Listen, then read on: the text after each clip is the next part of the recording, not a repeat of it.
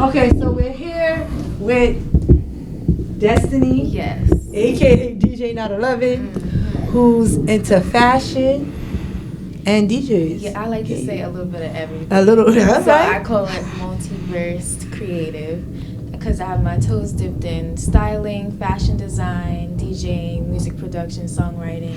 So anything where I can create, I'm on. Yeah. Okay. So you said anything you create, you do it. Yeah. Like, because I feel like having multiple outlets allows me to get different versions of myself out there. So something that maybe there's an idea in my head, I won't be able to convey it through fashion, so I'll be able to convey it through songwriting or DJing. The music that I play can exude a type of energy that I'm feeling that fashion couldn't. So I like different types of mediums with creating. Right. Okay, that's good. So go ahead. Go ahead. I was gonna ask, out of all that you do, what was the first thing you started off with? It was the first thing I started off with was singing at a very young age. I saw like little pictures of myself from the age of like 2 in front of crowds of people just singing. I don't remember that, of course, but I was like, wow, and I remember just being in my backyard using my grandpa's cane, acting like I'm singing in front of an audience. So singing and making up my own little songs was the first thing that I ever done.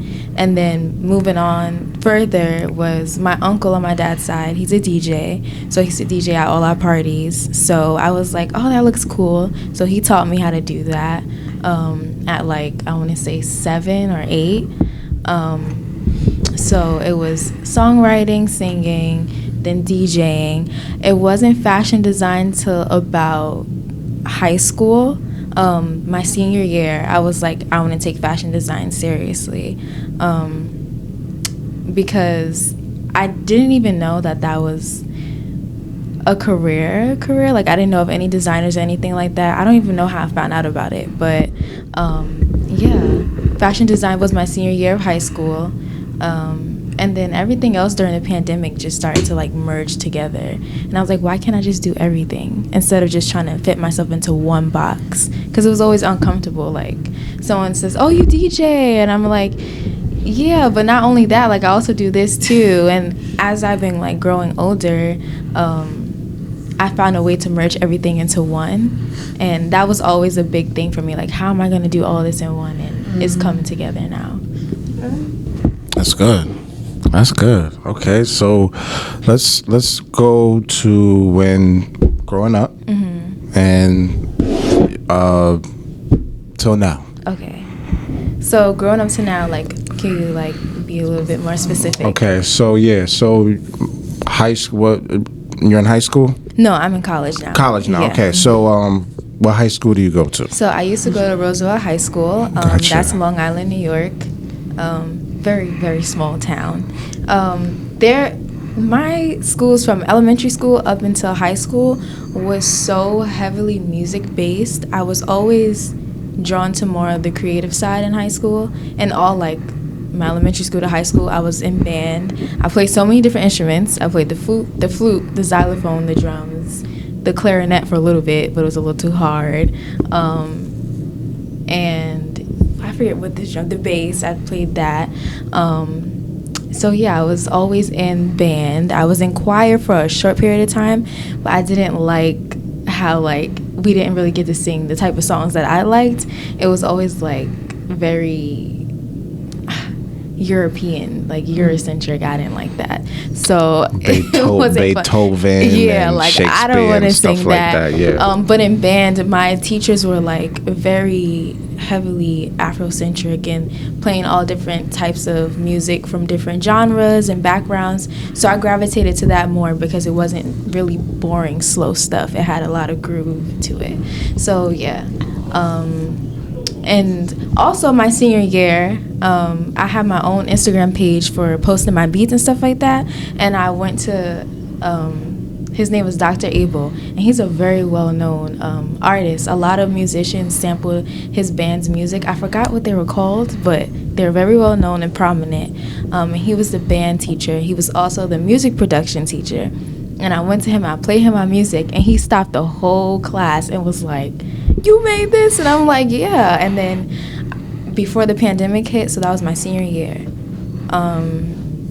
I would go to him and he would teach me how to make my beats and how to expand on it, because I would always just make the beat. And he was like, "Okay, you're not done." And I'm like, "What do you mean I'm not done?" He was like, "That's just the foundation. You gotta build on the house. You can't just have this and that's it." And I was like, "But I'm a music producer." And he's like, "No, you're a musician." Like, meaning like you have to have multiple compositions to it. You can't just make the beat. You have to add more. You have to write the lyrics. And that's when I learned that a music producer does more than just making the beats. I learned people like Missy Elliott is a music producer, to where she constructs the sound, she tells you how to flow on it, she writes the lyrics. And I was like, I never knew it went beyond just making the instrumental. So yeah, my high school, my secondary school, all young school life before college was very heavily surrounded by creation. Oh, even in like, okay, elementary school, we had to learn how to read music, but I never knew how to do that. I always played by ear. And my teachers would get so mad, like, "You can't do that," but that's just how it was. So I can hear something and play it immediately. Mm-hmm. Yeah. Gotcha. Okay, so now what college you go to? I go to Nassau Community College. Okay. Fashion design. Nice. Okay, so now that, what are you learning as like fashion designing? Because I see that on your social media that you do like clothes, right? So what type of clothes? Is it like wool, poly, or? So it's a mixture. Gotcha. So in college, this is my last semester, then I plan to transfer, but in college right now, the teachers have us learn all different types of mediums of textiles and fabrics. So my go-to is wovens. I love wovens because they don't stretch. So it's like this. This is a woven. What you have on is a knit, so it stretches a little bit. Right? Can you pull it? Yes. Yeah. Okay, so yeah. Knits I don't like because it's a bit more difficult to sew, and you have to be very careful and precise. So I love wovens. I love silk, satins, charmeuse, anything that has like flow to it, and that you can have like lots of medium, like it's real big and like voluptuous. I love stuff like that. Wait, hold on. How old are you again? I'm sorry. 20. 20 years old. Like that? 20 years old. Yeah. Listen, let's get it. My gem's about to drop. Let's go. Okay, so for folks that want to start their clothing line, you get it from 911. 911. How'd you come up with that name? Oh my gosh, I love this story. So this was in 2020. Me and my mom was trying to figure out a DJ name for myself, because I'm like, I need a DJ name. Like, what? I don't have one. So she was like, we was saying a bunch of different names. She was like, Chocolate Bunny. And I'm like, no, I can't say that. And then she was like saying a bunch of names. She was like, 9/11, which is my birthday. I was born on 9/11, 2002. So I was like, I like that, Mom. So we went with that name. My mom came up with the name for me. Now we got to get to the numbers game, but I don't know how to. No, he did. Yo. Yeah. Let's go. Okay. I like that. Thank you. Yeah. And I love telling people my DJ name, because they be like, it's my birthday. Oh, okay. Yeah, they be like, oh, that's a little crazy. That's good. Okay. That's good. So, now that we've that into place, so let's go back to clothing line. The clothing. You talked about stuff that we don't even know about. Okay. So all we know poly, wool, silk. And silk, right? Satin. And it goes so much more deeper than that. I love fabric. Like, I love it so much. Recently, last week, from January 31st to February 2nd, I was in the city for an event called Tex World, and it was a bunch of fabric and textile scientists, professionals, and experts who know like the depths of fabrics and stuff like that. Gotcha. So it's people from Korea, India, UK, all over the world. And I was just talking to them about like fabrics and feeling the fabrics. They let me take fabric and samples, and even like buttons. Like, I wish I had my coat and I could show you. Buttons, I didn't even know that they can be made out of like animal horns, and like, yes, there was a button made out of a bullhorn, and I was like, what the, like, I didn't even know you could do stuff like that. So and some buttons you can have your name embroidered into it, even like zippers and things like that. With fabric, so you have your natural fabric and then you have man-made fabric. Polyester is man-made. Nylon, I believe, is man-made. You have your natural fabrics, which is silk, cotton, I can't remember off the wool, and a bunch of others. And something that I learned about wool recently was that there's different percentages to wool. So you have very heavy wool, which is like this, and then like you have wool that you see in men's suiting, which is like it's lighter, so it's not too heavy. The more heavier wools you'll use for like hats or scarves, gloves, trench coats for outerwear. Yes. But when you're wearing things like suiting, they'll go for like, so it goes, I believe it's 100% to 180%. So 100% is the heaviest type of wool, and then you'll go down the pipeline to like medium to a little bit light for stuff like this. Okay. So yeah. Okay, so. Oh yeah, and there's certain things like, so certain fabrics, of course, depending on the season, you wouldn't want to wear a heavy wool in like the summertime. So you would want something like cotton because it's breathable, and it absorbs like moisture. So if you're sweating, you won't see it that much. So yeah, fabric is so detailed, and I love talking about like fabric and textiles. So you're doing a clothing line business? Right now, no, but that is a goal in the future that I will be doing. Yeah. So what is your top 3 goals? My top 3 goals for fashion? Just in general. Your life. So, okay, as of right now, because it's constantly changing, one of my goals is to be a fashion, what is it called? Technical design guru. Okay. So I want to learn how to do technical design to a T, so that I can be a part of a company and learn the ins and outs of there, so that I can create my own and like make connections and stuff like that. I wouldn't say that I have like set goals because like I said, it changes depending on like my current circumstances. So that is one of the goals on my mind right now, is to really get into technical design, and design on the computer, so that I can learn how to fit it to the body properly and things like that. Now talk about you have a radio show? Oh yes, so I'm on WHPC 90.3 FM, which is a radio station at my college. I volunteer, I don't get paid, but it does connect me to very good opportunities to get paid in the future. I'm gonna make a year there on March 3rd, and it's a very great opportunity. It's called the Nassau Mix, so we play all types of music, all different genres from early 2000s till the modern times today. And then we play like about 11 songs or so, and in between playing the songs, we have to talk about like different things and topics to really reel the audience in more, because like the music is the star of the show, but the music is the show, but we like add the spice with the personality. Gotcha. And me personally, I was never comfortable talking on the mic. I was always very nervous, and just being on the show for less than a year helped my confidence way more. Like, I love talking to people. I always have something to talk about now, and it just flows seamlessly. Just like practicing there. So, yeah. That's go. Okay. You know, you get that natural nervousness. Yeah. Yep. And nervousness is good sometimes. Like, it just shows that you're starting something different, and it's going to be change. And then once you get in tune with it, it gets better. Yeah. Exactly. Yep. Well, please give us some gems on the fabrics once again. Okay.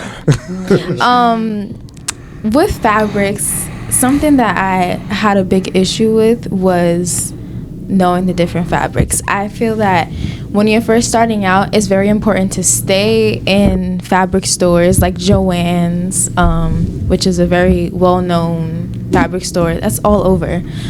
Stay in there, touch on the fabrics, touch on your own fabrics at home in your closet. Look at the tags on the inside. That's another very important thing too, is a lot of people overlook their care, the fabric care. All you have to do is look on the inside of your shirts or your pants to see how to take care of it. Because when you don't do that and you just throw it in the washing machine, it may be something that you have to take to the dry cleaners and you just messed it up and wasted your money. So I think it's very important that people look at the fabric care on the inside of their clothes to see how to make sure that their clothes have a long lifetime. So let's say if we go to stores like Macy's. Okay. Or we go to Burlington and we buy this fabric, whether it's a shirt, coat, anything, right? And what's the thing that's important that we don't look at, because we just look at the outside of how it looks, is we don't look at how to wash it. Exactly, how to take care of it, yeah. So is there a difference between that is important? Like, let's say if you go to the washing machine, hot, warm, cold, is that very important, or doesn't matter? It is very important, because if you put a shirt that is supposed to be in cold water and hot water, the color on the shirt can bleed. What? Yeah. It can bleed. So what do you mean by it can bleed? Okay, so a lot of factories see the color of her hoodie is pink. So if it says wash cold and you put it in hot water, the color can start to become very faint and it won't have that bright hue to it anymore. Gotcha. Okay, so what it can do is the color is not the original color that you it starts to fade out and look very dull. Gotcha. What about the clothes that shrink? The clothes that shrink, you're not supposed to dry it, because on the inside it'll say don't dry, lay flat, or hang dry. And a lot of people don't pay attention to that. They put it in the dryer and then it comes out and they're like, why is it shrunk? Because you didn't pay attention to the care content. Gotcha. So you got to look at that. So this is very important. Wow. So do you know anything about sneakers or just fabric? No, I don't. Just fabric. Just fabric. Sneakers are, I haven't gotten into that yet. But when I was at the Tex World event, Gotcha. They were talking about shoes and how like shoes, the amount of consumers buying shoes was at an all-time high last year. And I want to let people know that this is the best time to start buying shoes like right now, because they're going to be really cheap. Gotcha. Okay. So that's good. Wow, that's good. Yeah. That's good. That's good. So, thing what you know about, when did you start learning this? When I got to college. When I was in college, I am in college right now. So between 2020 up until right now, I learned a lot about fabrics. I had to take a textiles class. At first, I was like, why do we have to take this? But the more that I went to class and did homework, it made sense why we needed it. Because you have to know what types of fabrics to use for certain clothes. You won't be able to use a wool for a drapey dress, which means like a dress that has flow, because it'll be stiff. If you want something that's size inclusive, you wouldn't get a woven, because it won't be able to fit many sizes. You would want to do a knit so it can stretch. So it's very important, because different fabrics have different purposes, and you can't use the same fabric for everything. Say that one more time. You said different fabrics have different purposes, so you can't use the same fabric for everything. That's a ball. That's a ball. Okay, so that's a ball. Okay, and wow. So now that we learn the different parts, so it goes deep when it goes to fabric. Yeah. It does. It goes, and then another thing is sustainability, which is something that a lot of people are trying to convert into, and that means like preserving fabric, because there's a lot of fabric waste all over the world. The fashion industry, I just found out last year, is one of the most toxic, polluting industries in the world. Like I think we're top 2. Really? Yes. Like top 2. Wait. So why? Wait. So my question is that why? What makes it toxic or polluting? Because of the people, the consumers, and also the producers. The influx of demand and fashion shows. Also, we have fashion shows 4 times a year, every season. So a lot of high-end brands and brands period have to constantly make new ideas and keep creating and producing and not being mindful of how much they're putting out. Companies like Shein, they have earned a new term for themselves. It's like past fast fashion. It's super fast fashion, which is not healthy for the environment or us, period. They're producing low quality clothes, and then people are wearing them just for a trend and then throwing it in the garbage, goes to landfills, and it just builds up. And it takes a long time for it to break down. So say that one more time. So they throw it in the trash and then it goes to the landfills, and landfills in Africa at that. They're dumping all the trash there, and then it takes a very long time to break down. Wow. Like years. So with sustainability, what we're trying to do is figure out how can we make the most out of all the fabric that we have. So instead of buying 30 different fabrics, we can just use one fabric and use it just for one collection. Like, be more versatile with it. Okay. So, yeah. Also with sustainability, how can we upcycle clothes? Meaning, like, if I no longer want this, instead of throwing it out, I can sell it on Depop, which is a secondhand selling place, or like Grail. You ever heard of Grail? No, or Goat? No. Okay, so these are like secondhand stores on the phone where you can take pictures of your garments, put them online, and sell it, either for a higher price or lower price.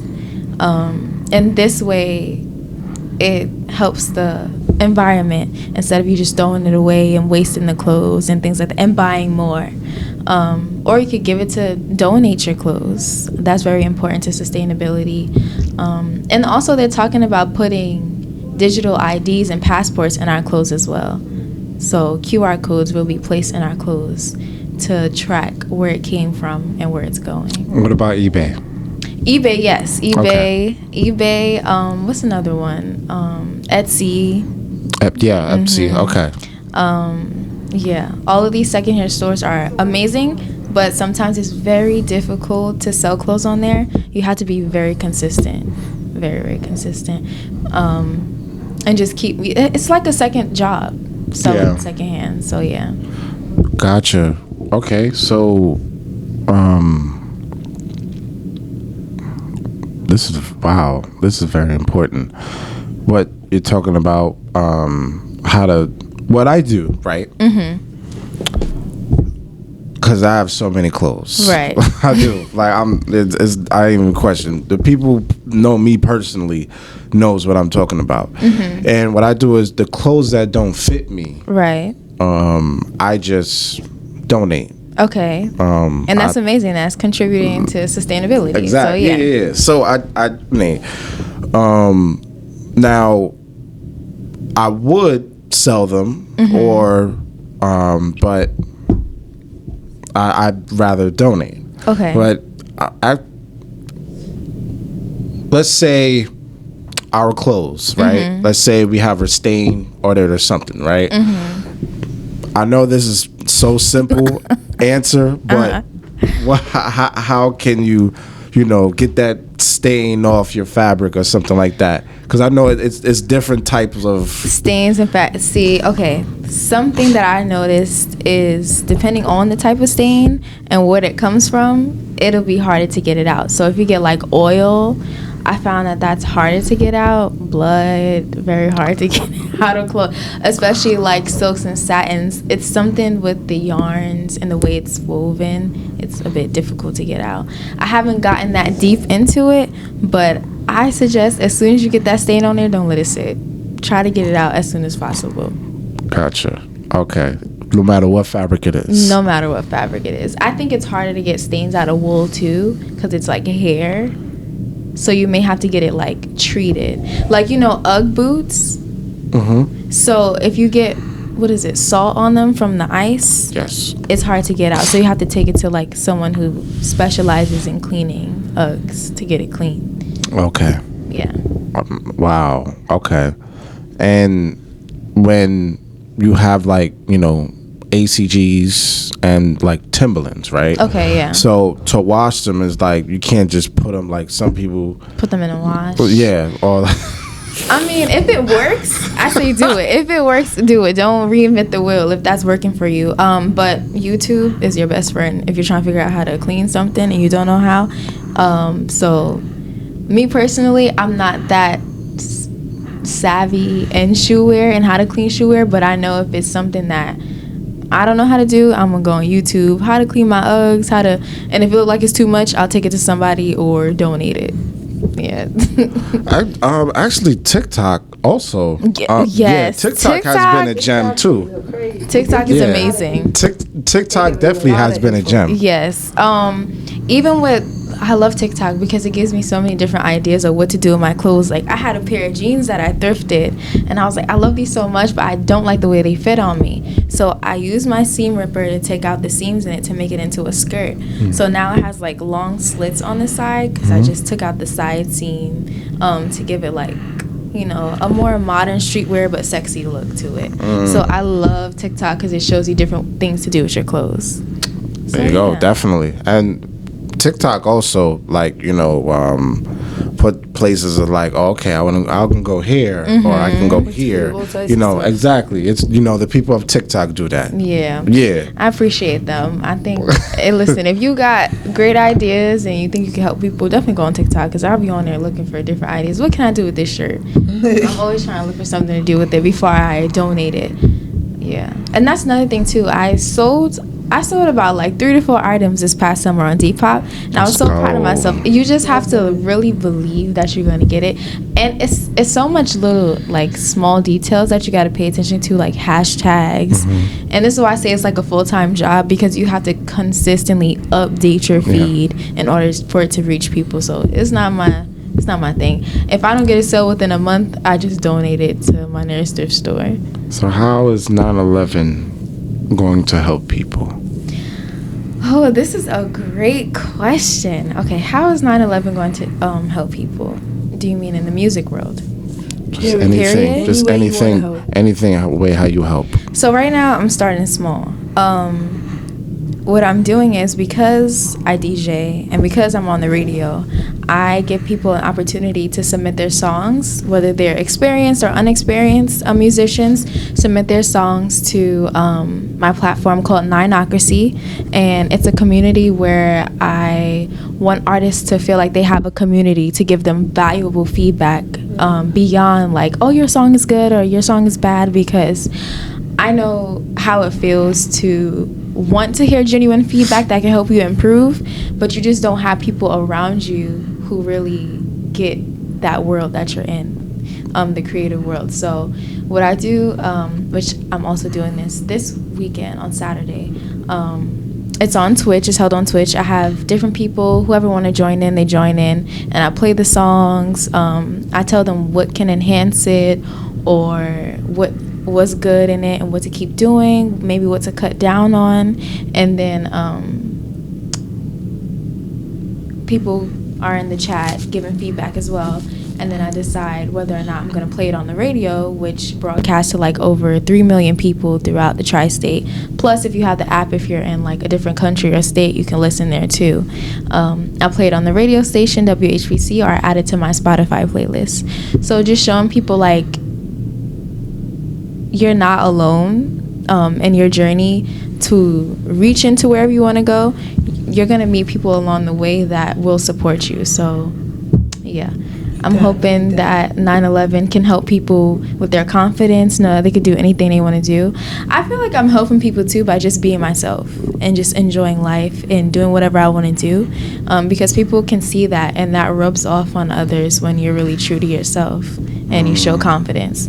So I feel like the best thing that 9/11 can do is be herself, work on herself, love herself, so that it can show in everything that I do. Yeah. Oh, okay. And so, and showing, and what is 9/11's goal in life? Goal in life is to continue to evolve and have fun, and just make sure that whatever she's doing, she's being true to herself. Yeah. As time goes on, there's different things that I want to do. Right now, I'm hitting my goal of being on Twitch and helping people. So it's not really a goal right now. The goal is just to continue to feel good. Because if I'm not feeling good, I can't help anybody else. Mm-hmm. Yes. Yeah. And in school, what semester you're in? This is my last semester. Then I have to do an internship in the summer. The plan is to go to FIT, but I don't really mind if I don't go. Because if I don't go, then I could just focus on myself and my music and DJing, fashion design, and just connecting and networking. I love talking to people. So, yeah. Okay. And when FIT, wow. So, or is the fashion world, right? Mm-hmm. Fashion industry or just fashion and business? Both. Okay. So yeah, both business and both the creative world, because you can't have one without the other. So yeah. Okay. That's good. Yeah. And you're meeting great connections. Oh yes. Oh my gosh. I mean, so many great people. When I went to the Tex World event, I met I think she was the CEO or VP of Urban Outfitters. Mm-hmm. We shared information and talked, and I asked her different questions like, how can we teach people the importance of sustainability and upcycling and not throwing away their clothes or not making the full use and running their clothes till its fullest life. So yeah, that I did. So like turning towards music, I do little things like, what was that? Summer of 2021, I interned at a recording studio in the city, which they recently closed, called Fight Club Studios. And I met different celebrities. I met French Montana. I met Tory Lanez before all of this craziness happened with him. But yeah, I think her name was Hannah Malibu or something like that. Yeah. And being there helped me connect with a lot of different people and be more confident in my songwriting and singing, because everybody there was like so supportive and I could just be myself. So yeah, made some pretty good connections with people my age and older. Yeah. Is there any questions? No, I've heard. Okay, so you're 20. Yes. All right. And 30. Oh my God. And excuse me, everyone.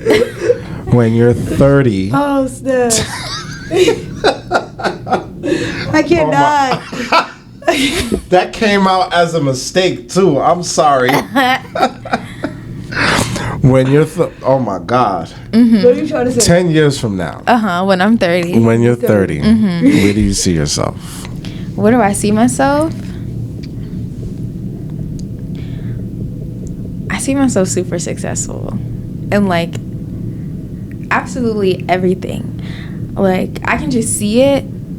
Me personally, sometimes it's hard for me to really like say it. I would have to draw it out, because remember I said earlier, like depending on what it is, it's different mediums for me to express that. So me expressing that, I would have to literally draw it out, unfortunately. So you have to insulate yourself. Yeah, and then when I do stuff like this, that's where mood boards and vision boards come in for me. So whenever I think about where I'm going to be, that's when I start going on my Pinterest or like, and then writing stuff down, gluing it on like a cardboard, and then like putting it up.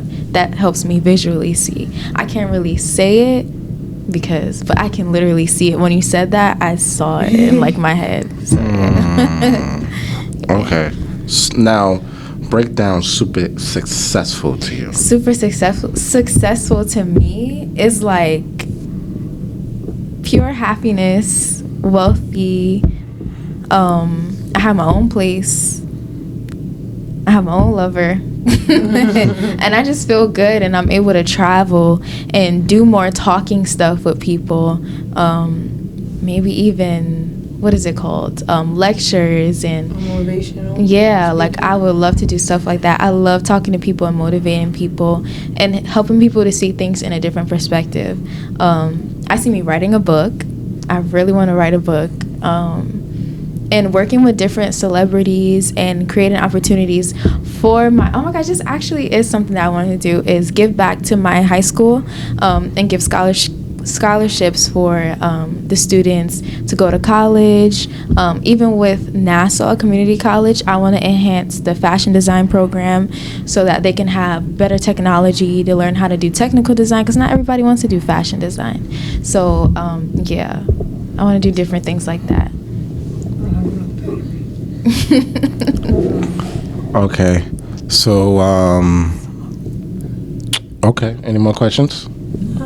No? All right. So, give me a rundown of super successful and when you talked about your drawing board. Okay. Like, what do you see? Like, when I mean see yourself, right?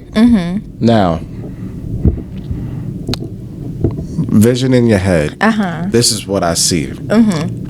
Live right now. Okay. Is that okay? So, all right, that's good. That's cool. So, vision on my head. This is what I see. It's like a big square. All right, big square box here.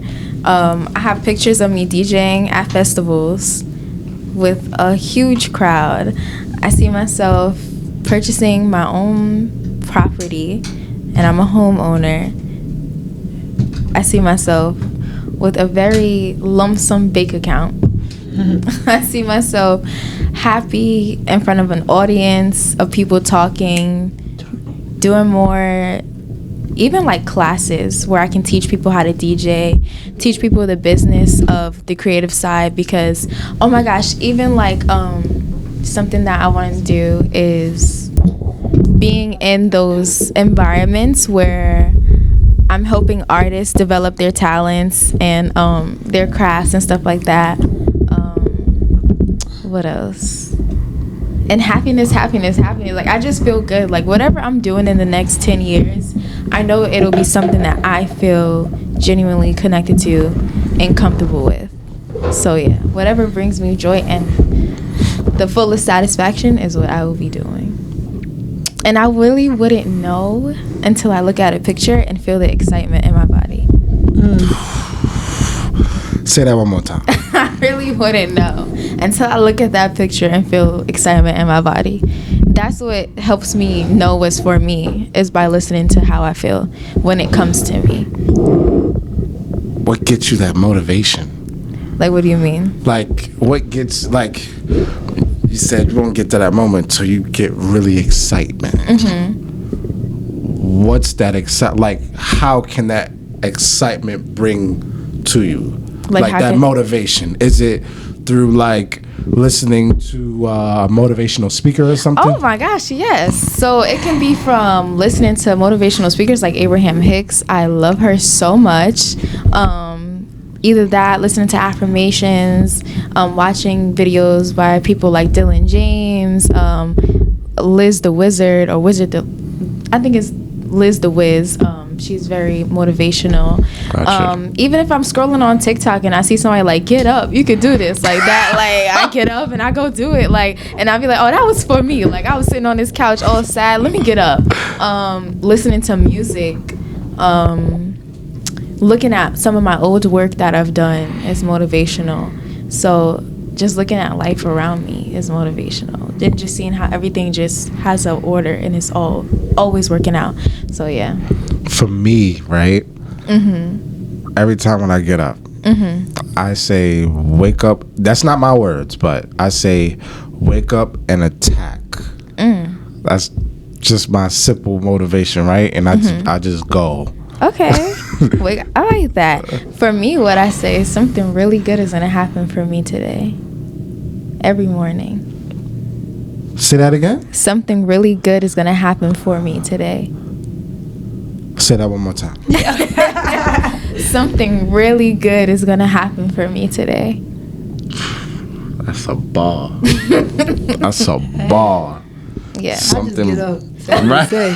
But Now you gotta get up. You gotta say thank you for waking me up today. I usually just get up, and then as I'm driving, I try and play some type of music. Okay. I'm like rushing to get out the house, so I try to play some motivational something, affirmation, something. You know, That's a just to bar. listen to something. Say that one more time. Something really good is gonna happen for me today. That's I've been doing that for like about a month now, and I've been listening to affirmation. Before I used to wake up, I used to go on my phone immediately, and I would just feel horrible, like because I'm just scrolling and just consuming different people's thoughts that don't do me any justice. So I started listening to affirmations every single day. It's just like 10-15 minutes, and then recently I just started doing this. Something really good is going to happen for me today, and different amazing things have been happening because you really have to put it out there and it will come. And when you focus on what you want and the good coming, like you're going to see nothing but good. Even through the horrible things that happen throughout the day, man. I remember I said that, and then I went to Wendy's one day and I did not have my wallet. And the lady was like, no, you can still have it. I know you're going to, because I was like, I have to go get my wallet. She was like, no, still take the food. And I came back, and she was like, I knew you was going to come back. And I was like, I'm going to shout you out on the radio. Like, I love people. Yeah. So, as we're about to close out, what is a gem that you would like to give out to people? What is a gem? I would like to say that it all starts with you. Your inner world will always create your outer. You cannot wait for something good to happen to feel good, because your happiness, and when you operate like that, your happiness will be dependent on what the condition is. So if you want a boyfriend or a girlfriend, and you won't be happy until that boyfriend or girlfriend comes, when they come and they leave, you're gonna be stuck. So just always try to feel good no matter what. Always look for things to feel good about. And you initiate that and start that fire. Light that fire within you. So whether someone's there or something is there or not, you'll still feel good. That's a ball. Yeah. That's a ball. Okay. How can they reach you? Social media, everything. Oh, okay. So you can, I'm on Instagram, TikTok, Twitter. All of those socials are 11x9, 11xnine. And you can also email me if you ever want to submit your music for me to review on Twitch and give you an opportunity to have it played on the radio or add it to my Spotify playlist. The email is contact@servingsounds.com. Gotcha. You know what I forgot to mention? DJing. Yes. Talk about DJing. DJing. What would you like me to talk about? What made you, get in the mode of DJing and everything? Well, yeah, it started with my uncle. On my dad's side, he's a DJ, and I was inspired by seeing him playing at all our family parties all the time. And then he taught me how to do it. So, but I didn't decide to really take it seriously until 2019, when I was at a party and I saw a girl DJing, and I was like, what? I would love to do that too. And I just love seeing how she had so much crowd control and confidence. So I told my uncle, I want to learn how to DJ. He came to the house like 2 days after, and he like literally started crying because he was trying to get his daughter to do it, but she didn't want to do it. So he was able to teach those things to me, how to DJ and things like that. So yeah. Where have it taken you? With you DJing, where has it taken you, or what paths have you gone down with it? So since I've been taking it seriously for the past 2 years, I started my own business called Serving Sounds and Consulting LLC. So it's a DJ service business where right now I'm the only DJ, but I do plan to expand and bring other DJs in to give them an opportunity to DJ at different events. Being a DJ has opened me up to different sounds, genres, backgrounds, and different people, especially like being a woman DJ. You don't see a lot of women DJs, so I had to dig really deep to find some. One of my favorite women DJs is Jyoti Singh. She is I don't even want to mess this up. I don't know what her background is, but she's from Amsterdam. She's a woman of color, and being a black female DJ, and being that it's such like a small amount of us, they somehow like just pop up out of nowhere because it's like, oh hey, me too. And so like we connect, and I made many different DJ women friends. So yeah, it's really cool. Let's go. Yeah. Okay. Have you traveled with DJing as of yet or not yet? The farthest I've traveled for DJing was last year in the Hamptons for a bachelorette party. Yeah. It was really nice too. Yeah. One gem for future DJs. Know that you can have both compensation and exposure. Never do anything for free. Even if it's just like $10, $5, $50 just starting out. Because once you start doing things for free, people are going to always expect it. So, yeah. You can have both compensation and exposure. Gotcha. Okay. That's good. Okay. Anything? Questions? No. All right. So, all right. So, your last. I'm serious now. Final thoughts.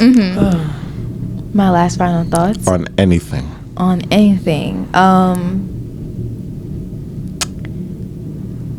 I'm just looking forward to continuing to grow and learn music, continuing to experience different types of people, parties, and this is a journey. I feel like another thing that I wanted to let people know is enjoy the slow burn of things, because if you try to get it too fast, it's going to leave just as quickly. So take your time. There's no rush. I know with social media, you'll see different people having different accomplishments, but sometimes you don't even know if they're truly enjoying it or if it's even real. So just focus on your path. Make sure that whatever you're doing, you're genuinely enjoying it, because people can always tell by the energy in person. Maybe won't be able to see it through the camera, but we'll know in person.